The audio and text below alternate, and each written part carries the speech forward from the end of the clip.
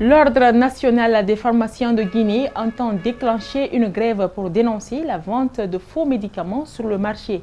Un préavis de grève vient d'être adressé aux autorités à cet effet. On écoute les propos du secrétaire général du syndicat des pharmaciens de Guinée.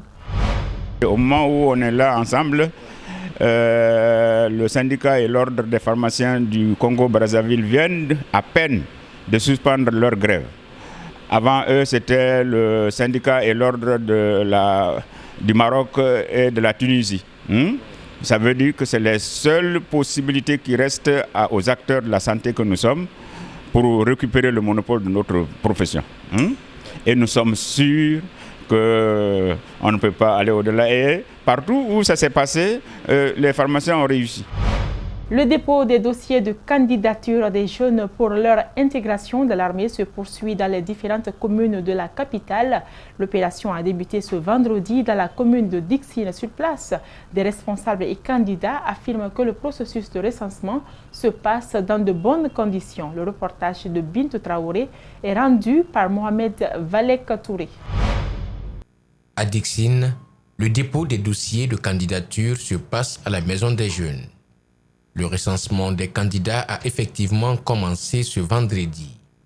Depuis le matin déjà, les candidats ont massivement rallié les lieux avec leurs dossiers en main et chacun attend son tour pour être reçu par des agents recenseurs. Pour la secrétaire générale de la commune de Dixine, un dispositif sécuritaire est mis en place pour mettre de l'ordre et selon elle, le recensement se passe sans dérapage. C'est un engouement, vous avez vu dehors, tout est plein. Pour le moment, on a dit qu'on va essayer de faire la réception 3 jours, voir si toujours il y a un engouement parce que c'est une ouverture.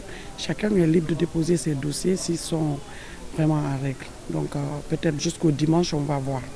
Âgé d'une vingtaine d'années, Mamadou Al-Fabari est venu tenter sa chance. Pour lui, intégrer l'armée a toujours été sa passion. Je veux servir mon pays. En m'intégrant dans l'armée, c'est ça mon motif. Ça a été un rêve pour moi.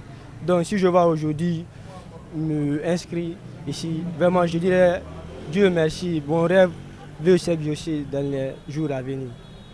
De Dixine, direction Matoto, ici c'est la même atmosphère et tout se passe bien au dire des responsables.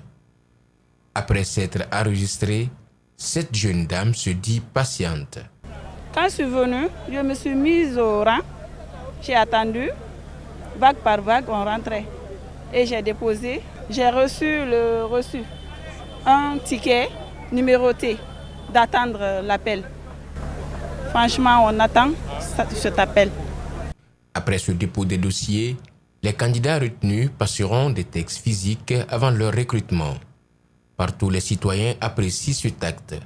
Ce recrutement, estime-t-il, pourrait au moins réduire le taux de chômage dans le pays.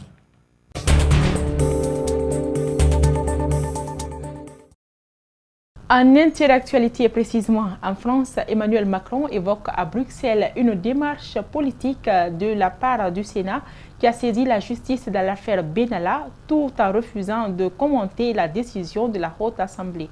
Reportage. Pour ce qui concerne nos militaires dans le cadre de l'opération Sentinelle, c'est exactement la même chose que ce qui avait été décidé au mois de décembre et à plusieurs reprises par le passé. C'est-à-dire faire appel aux militaires de l'opération Sentinelle pour ce qui est leur mission. La lutte contre le terrorisme et protéger des sites sensibles pour pouvoir décharger les policiers et les gendarmes de ces missions. Mais en aucun cas, l'armée dans notre pays est en charge du maintien de l'ordre et de l'ordre public. Les dirigeants européens ont décidé jeudi soir d'accorder au Royaume-Uni 2 options pour un report du Brexit au-delà de la date initialement prévue du 29 mars, fixant désormais au 12 avril la date fatidique. Suivez.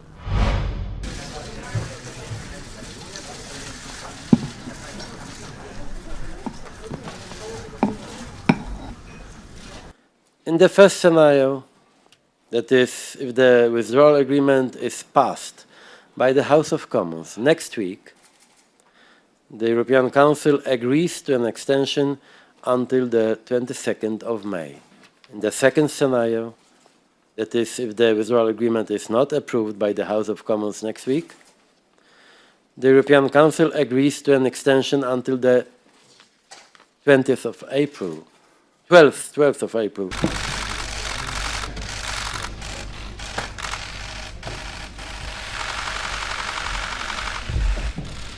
It is the duty of Parliament to deliver on that result of the referendum.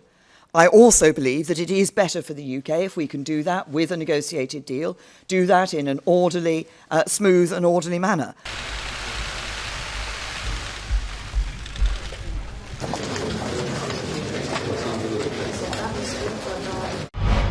Voilà qui met fin à ce rendez-vous d'information de 13h sur Espace TV. Merci aux équipes de la rédaction et celles techniques. Bon week-end à tous en compagnie des programmes d'Espace TV.